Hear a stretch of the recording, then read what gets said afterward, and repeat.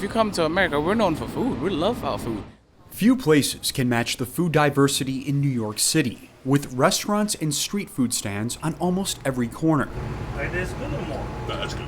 Now, global inflation has triggered skyrocketing food prices in one of the most expensive cities in the world. Going to get an empanada is going from simply $3 to $4.50 in 2 seconds, and it's crazy, it's ridiculous.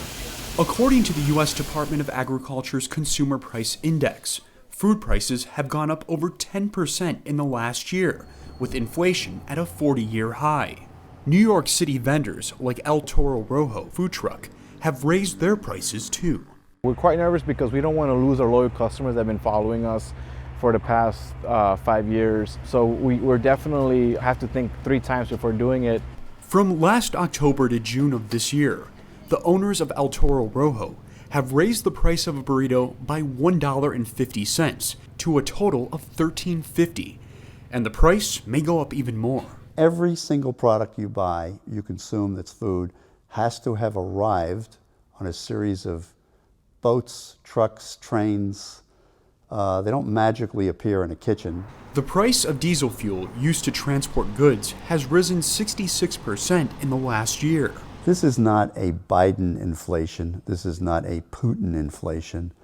This is really primarily a COVID inflation. Dennis Apreza says his street food business has dropped by 15% overall since the pandemic, while wages, taxes, and prices have increased. He's managed to cut costs by reducing portion sizes, storing less, catering larger events, and Instead of buying it through a third-party distributor, now we're getting up 3 or 4 o'clock in the morning to go out and buy produce fresh directly from the market to ensure that we're getting the best competitive market price. experts say COVID lockdowns worldwide disrupted supply and demand, and Russia's war in Ukraine contributed to problems affecting businesses like this. Okay.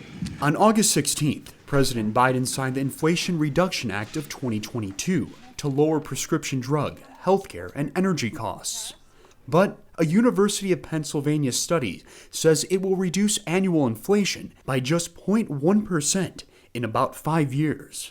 We're likely to just have to tough our way through this for the next year or two until prices start to stabilize. Some experts suggest as prices rise at more expensive sit-down restaurants, vendors like El Toro Rojo may benefit as customers opt for fast casual fare, a change street food vendors invite.